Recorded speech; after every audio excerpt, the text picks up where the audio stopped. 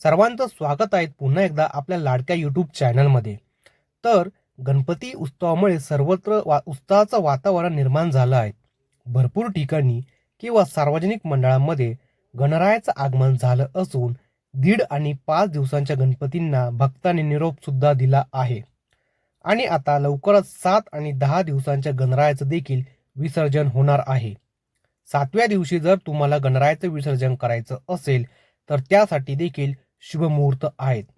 तसेच 10 दिवसानंतर तुम्हाला जर गणरायाचं विसर्जन करायचं असेल तर त्यासाठी देखील काही शुभ मुहूर्त आहेत।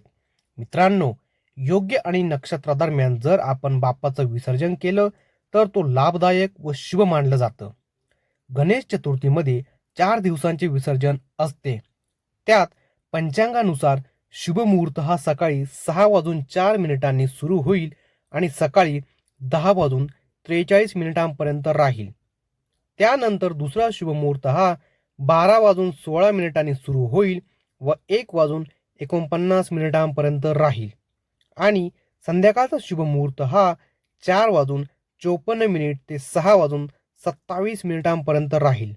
मित्रांनो, सर्वात जास्त महत्त्व अनंत चतुर्दशीचं असतं।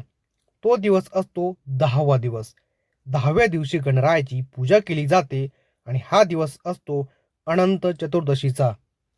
तसेच यावर्षी अनंत चतुर्थीचा मुहूर्त 16 सप्टेंबर रोजी 3:10 सुरू होईल आणि 17 सप्टेंबर रोजी 11:44 असेल। 17 सप्टेंबर या दिवशी आपल्या लाडक्या बाप्पाला निरोप देण्यात येणार आहेत। तर ही माहिती आपण सगळ्यांनी लक्षात ठेवावी व त्या पद्धतीने आपण गणपती बाप्पाचे विसर्जन करावे। तर माहिती आवडल्यास व्हिडिओला लाईक आणि चॅनलला सबस्क्राईब नक्की करा। भेटूया पुढच्या व्हिडिओमध्ये।